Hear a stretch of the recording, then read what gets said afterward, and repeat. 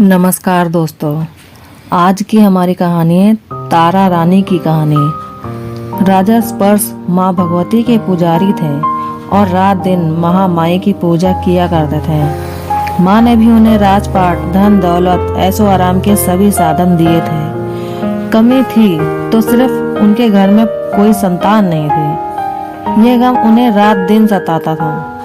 वो माँ से यही प्रार्थना करते थे कि माँ उन्हें एक लाल बख्श दे ताकि वे भी संतान का सुख भोग सके। उनके पीछे भी उनका नाम लेने वाला हो, उनका वंश चलता रहे। माँ ने उसकी पुकार सुन ली। एक दिन माँ ने आकर राजा को स्वप्न में दर्शन दिए और कहा कि वे उसकी तेरी भक्ति से बहुत प्रसन्न हैं। उन्होंने राजा को 2 पुत्रियों का प्राप्त होने का वरदान दिया। कुछ समय बाद राजा के घर में एक कन्या ने जन्म लिया। राजा ने अपने राज दरबारियों को बुलाया, पंडितों व ज्योतिषों को बुलवाया और बच्ची की जन्म कुंडली तैयार करने का आदेश दिया। पंडित तथा ज्योतिषी ने उस बच्ची की जन्म कुंडली को तैयार की और कहा कि वो कन्या तो साक्षात देवी है। यह कन्या जहाँ भी कदम रखेगी वहाँ खुशियाँ ही खुशियाँ होंगी। कन्या भी भगवती की पुजारिन होगी। उस कन्या का नाम तारा रखा गया। थोड़े समय बाद राजा के घर वरदान के अनुसार एक और कन्या ने जन्म लिया। मंगलवार का दिन था।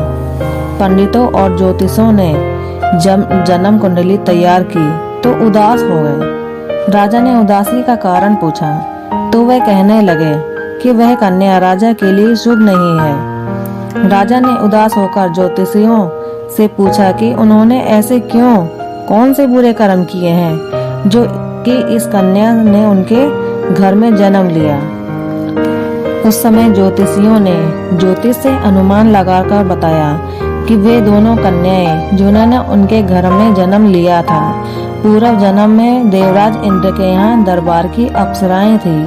उन्होंने सोचा कि वे भी मृत्यु लोक में भ्रमण करें तथा देखें कि मृत्यु लोक में लोग किस तरह रहते हैं। दोनों ने मृत्यु लोक पर आकर एकादशी का व्रत रखा। बड़ी बहन का नाम तारा था तथा छोटी बहन का नाम रुकमन था। बड़ी बहन तारा ने अपनी छोटी बहन से कहा कि रुकमन, आज एकादशी का व्रत है, हम लोगों ने आज भोजन नहीं करना है। वो बाजार जाकर कुछ फल ले आए। रुकमन बाजार फल लेने के लिए गई। वहाँ उसने मछली के पकोड़े बनते देखे।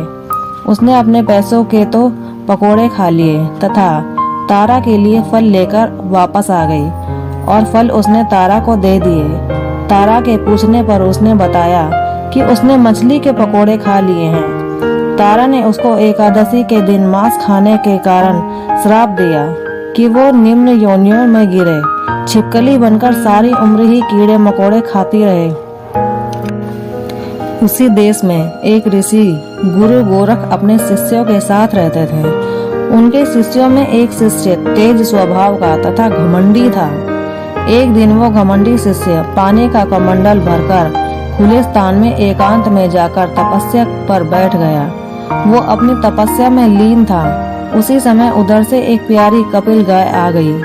उस ऋषि के पास पड़े कमंडल में पानी पीने के लिए उसने मुंह डाला और सारा पानी पी गई। जब कपिला गाय ने मुंह बाहर निकाला तो खाली कमंडल की आवाज सुनकर उस ऋषि की समाधि टूट गई। उसने देखा कि गाय ने सारा पानी पी लिया था।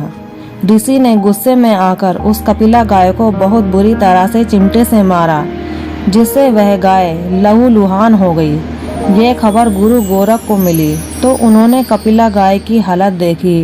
उन्होंने अपने उस शिष्य को बहुत बुरा भला कहा और उसी वक्त आश्रम से निकाल दिया। गुरु गोरख ने गौ माता पर किए गए पाप से छुटकारा पाने के लिए कुछ समय बाद एक यज्ञ रचाया। इस यज्ञ का पता उस शिष्य को भी चल गया जिसने कपिला गाय को मारा था। उसने सोचा कि वह अपने अपमान का बदला जरूर लेगा। यज्ञ शुरू होने उस शिष्य ने एक पक्षी का रूप धारण किया और चोंच में सर्प लेकर भंडारे में फेंक दिया, जिसका किसी को पता न चला। वह छिपकली जो पिछले जन्म में तारा देवी की छोटी बहन थी तथा बहन के शाप को स्वीकार कर छिपकली बनी थी, सर्प का भंडारा में गिरना देख रही थी। उस त्याग को व परोपकार की शिक्षा अब तक याद थी। वह भंडारा होने तक घर की दीवार पर चिपकी समय की प्रतीक्षा कर रही। कई लोगों के प्राण बचाने हेतु उसने अपने प्राण न्यौछावर कर लेने का मन ही मन निश्चय किया। जब खीर भंडारे में दी जाने वाली थी, बांटने वालों की आंखों के सामने ही वह छिपकली दीवार से कूदकर कढ़ाई में जा गिरी। लोग छिपकली को बुरा भला कहते हुए खीर की कढ़ाई को खाली करने लगते, तो उन्होंने उसमें मरे हुए सांप को देखा। तब जाकर सबको मालूम हुआ कि छिपकली ने अपने प्राण देकर उन सबके प्राणों की रक्षा की थी। उपस्थित सभी सज्जनों और देवताओं ने उस छिपकली के लिए प्रार्थना की कि उसे सब योनियों में उत्तम मनुष्य जन्म प्राप्त हो तथा अंत में वह मोक्ष को प्राप्त करे। तीसरे जन्म में वह छिपकली राजा स्पर्श के घर कन्या के रूप में जन्मी।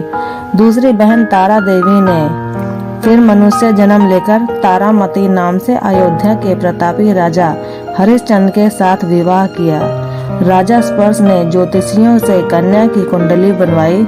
ज्योतिषियों ने राजा को बताया कि कन्या आपके लिए हानिकारक सिद्ध होगी, शकुन ठीक नहीं है, अंत वह उसे मरवा दें। राजा बोले कि लड़की को मारने का पाप बहुत बड़ा है, वे उस पाप का भागी नहीं बन सकते।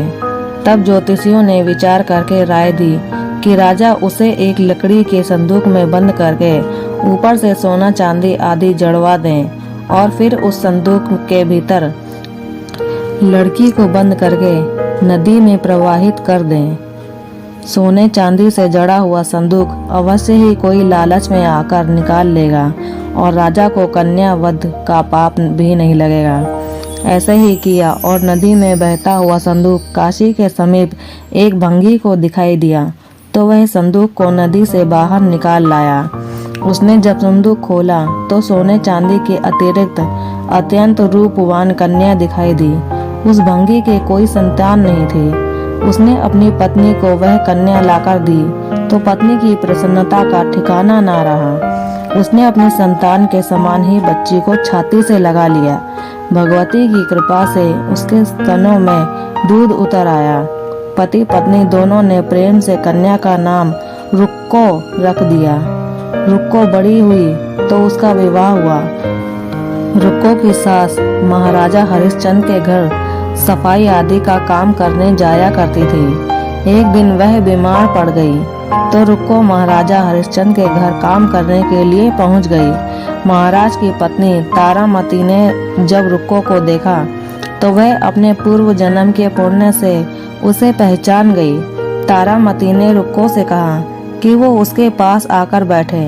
महारानी की बात सुनकर रुक्को बोली कि वो एक नीची जाति की भंगिन है, भला वह रानी के पास कैसे बैठ सकती है। तब तारामती ने उसे बताया कि वह उसके पूर्व जन्म की सगी बहन थी। एकादशी का व्रत खंडित करने के कारण उसे छिपकली की योनि में जाना पड़ा।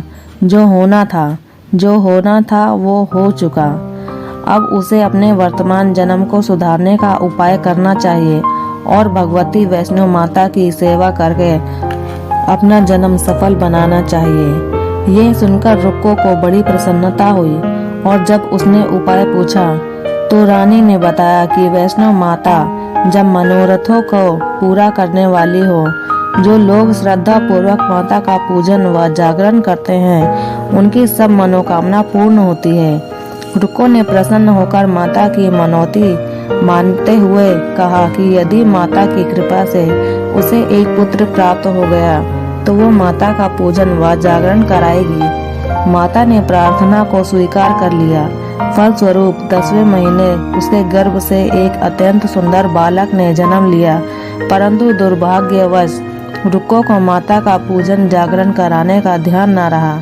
जब वह बालक 5 वर्ष का हुआ तो एक दिन उसे माता चेचक निकल आई। रुक्को दुखी होकर अपने पूर्व जन्म की बहन तारामती के पास आई और बच्चे की बीमारी का वह वृतांत कह सुनाया। तब तारामती ने पूछा कि उससे माता के पूजन में कोई भूल तो नहीं हुई। इस पर रुक्को को 6 वर्ष पहले की बात याद आ गई। उसने अपराध स्वीकार कर लिया। उसने फिर मन में निश्चय किया कि बच्चे को आराम आ जाने के बाद वह जागरण अवश्य करवाएगी। कैसी लगी तारा रानी की पौराणिक कथा? अगर अच्छी लगी तो वीडियो को लाइक करें, शेयर करें और हमारे चैनल को सब्सक्राइब करें। धन्यवाद।